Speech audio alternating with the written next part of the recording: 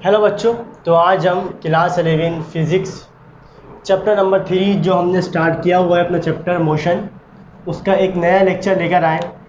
पिछले लेक्चर में हमने स्पीड, वेलोसिटी, डिस्टेंस, डिस्प्लेसमेंट ये सब हमने आपको कवर किया था। आज जो हम लेक्चर करेंगे वो है एक्सेलरेशन के ऊपर। इस एक्सेलरेशन में जितने भी पॉइंट्स होंगे वो बोर्ड के एग्ज़ाम्स के हों या ई कैट एम कैट के हों, आज हम आपको सारे पॉइंट इसमें कवर कराएंगे। तो देखो बच्चों, एक्सेलरेशन क्या होता है? एक्सेलरेशन कहते हैं change in velocity per unit time.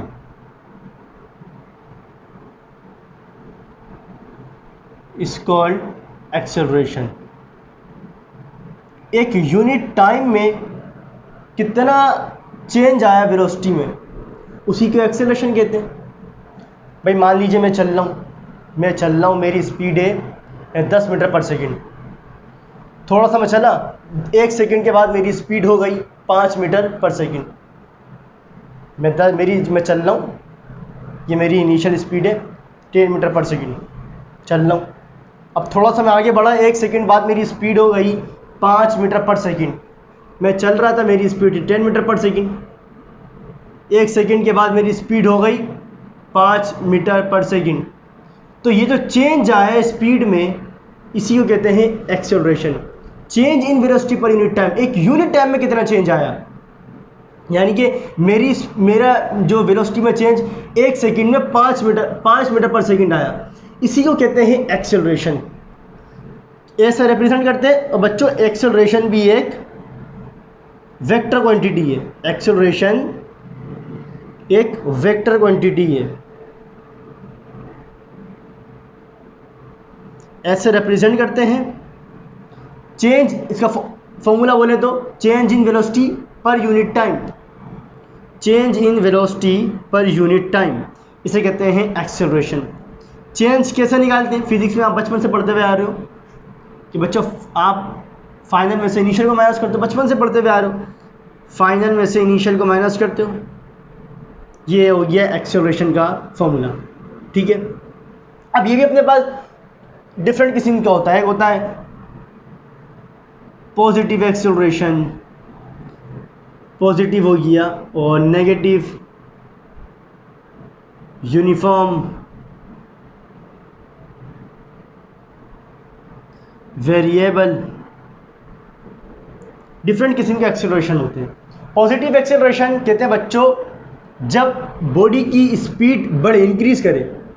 मतलब अगर उसकी जो पहले वाली स्पीड है, इनिशियल स्पीड है, अगर स्पीड बढ़ रही है बॉडी की, मिसाल के तौर पर अगर मैं 10 मीटर पर सेकंड मेरी स्पीड थी, अब मैं थोड़ा सा आगे गया, मेरी स्पीड 15 मीटर पर सेकंड हो गई, तो मेरी स्पीड इंक्रीज हुई।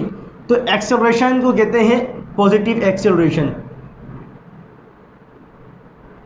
पॉजिटिव एक्सेलरेशन यानी कि फाइनल क्या हो, इनिशियल से बड़ी हो, पॉजिटिव एक्सेलरेशन। नेगेटिव में क्या होगा, जब बॉडी की किसी ऑब्जेक्ट की वेलोसिटी कम होगी, डिक्रीज होगी। मैं चल रहा था भाई, मैं थोड़ा सा आगे गया, मेरी स्पीड 10 से बढ़कर हो गई 5। मैंने गाड़ी चला रहा था, बाइक चला रहा था, मेरी 10 मीटर पर सेकंड स्पीड थी। थोड़ा सा आगे गए, मैंने एक्सीलेटर को छोड़ दिया, गाड़ी स्लो हो गई। जब स्लो हो गई, मेरी स्पीड कम होगी, डिक्रीज होगी, तो एक्सेलरेशन जो प्रोड्यूस होता है उसे कहते हैं नेगेटिव एक्सेलरेशन। यानी कि इनिशियल क्या होगी, अब बड़ी होगी फाइनल से। पहले फाइनल बड़ी थी इनिशियल में, अब इनिशियल बड़ी, फाइनल छोटी। यूनिफॉर्म क्या होगा बच्चों? यूनिफॉर्म कहते हैं when there is equal changes in velocity and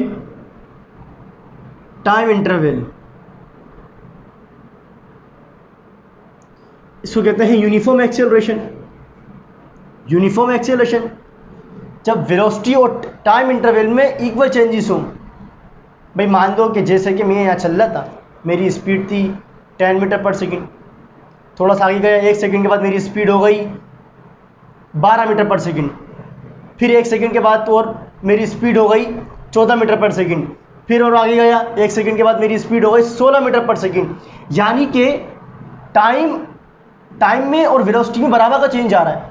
her second के अंदर आप देखो तो मेरी स्पीड 2 मीटर पर सेकंड बढ़ रही है। 10 मीटर पर सेकंड मेरी स्पीड थी, थोड़ा सा आगे गया, 1 सेकंड के बाद मेरी हो गई, 1 सेकंड में मेरी कितनी हो गई 12 मीटर पर सेकंड। फिर थोड़ा सा आगे गया, 1 सेकंड में मेरी कितनी हो गई स्पीड 14 मीटर पर सेकंड। फिर थोड़ा सा आगे गया, 1 सेकंड के बाद मेरी स्पीड कितनी हो गई 16 मीटर पर सेकंड। तो वेलोसिटी में इक्वल चेंजेस आ रहा है, हर 2 मीटर पर सेकंड का चेंज आ रहा है इक्वल टाइम में। 1 सेकंड में, हर 1 सेकंड में कितना चेंज आ रहा है 2 मीटर पर सेकंड का चेंज आ रहा है। तो जब भी वेलोसिटी और टाइम इंटरवल में इक्वल चेंज हो तो जो एक्सेलरेशन होता है उसे कहते हैं यूनिफॉर्म एक्सेलरेशन। और वेरिएबल क्या होता है जब अनइक्वल चेंजेस हो। भाई मान लो 1 सेकंड में पहले कितना आया 2 मीटर पर सेकंड का चेंजेस आया, फिर उसके बाद 1 सेकंड के अंदर 3 मीटर पर सेकंड का चेंजेस आया। तो जब अनइक्वल चेंजेस हो तो वेरिएबल एक्सेलरेशन। और याद रखना एक्सेलरेशन में जो वेलोसिटी और टाइम के दरमियान जो ग्राफ होता है, अगर वो स्ट्रेट लाइन है, कॉपी में डाल के लिखो तो कौन सा एक्सेलरेशन है जनाब, यूनिफॉर्म एक्सेलरेशन शो कर रहा है। वेलोसिटी में अलग था, वेलोसिटी में क्या था डिस्प्लेसमेंट टाइम के दरमियान अगर ग्राफ स्ट्रेट लाइन था तो यूनिफॉर्म वेलोसिटी। एक्सेलरेशन में क्या है, वेलोसिटी और टाइम के दरमियान अगर ग्राफ क्या है स्ट्रेट लाइन है तो यूनिफॉर्म एक्सेलरेशन। और अगर कर्व है, वेलोसिटी और टाइम के दरमियान अगर ग्राफ क्या है कर्व है तो वेरिएबल एक्सेलरेशन। और सबसे इंपॉर्टेंट बात, जब बॉडी की वेलोसिटी इंक्रीज करती है, लिखो कॉपी में डाल के पॉइंट लिख लो, बहुत इंपॉर्टेंट पॉइंट है, कॉपी में डाल के लिख लो, एमसीक्यू से पूछ लेगा। पॉजिटिव एक्सेलरेशन, जब बॉडी की वेलोसिटी इंक्रीज करती है, जब बॉडी की वेलोसिटी इंक्रीज होगी तो एक्सेलरेशन कैसा होगा पॉजिटिव। और हमेशा याद रखना पॉजिटिव एक्सेलरेशन में जब भी बॉडी की वेलोसिटी इंक्रीज करती है तो वेलोसिटी और एक्सेलरेशन जो है वो सेम डायरेक्शन होती है, इनकी जो डायरेक्शन है सेम होती है, सेम डायरेक्शन। अगर बॉडी की जो वेलोसिटी की स्पीड होगी वही एक्सेलरेशन की भी, जो वेलोसिटी का डायरेक्शन होगा वही एक्सेलरेशन का डायरेक्शन होगा। अगर बॉडी की स्पीड इंक्रीज कर रही है तो वेलोसिटी और एक्सेलरेशन की जो डायरेक्शन होंगी वो क्या होंगी पैरेलल होंगी, यानी कि सेम डायरेक्शन में होंगे एक्सेलरेशन और वेलोसिटी। और नेगेटिव एक्सेलरेशन में क्या है, जब बॉडी की स्पीड कम होगी तो फिर बच्चों जो वेलोसिटी और एक्सेलरेशन की डायरेक्शन जो होती है वो अपोजिट होती है, ठीक है। अगर बॉडी की वेलोसिटी इंक्रीज कर रही है तो एक्सेलरेशन और वेलोसिटी सेम डायरेक्शन में, और अगर बॉडी की स्पीड डिक्रीज हो रही है तो फिर वेलोसिटी और एक्सेलरेशन क्या होंगे अपोजिट डायरेक्शन में। Velocity and acceleration are in opposite direction.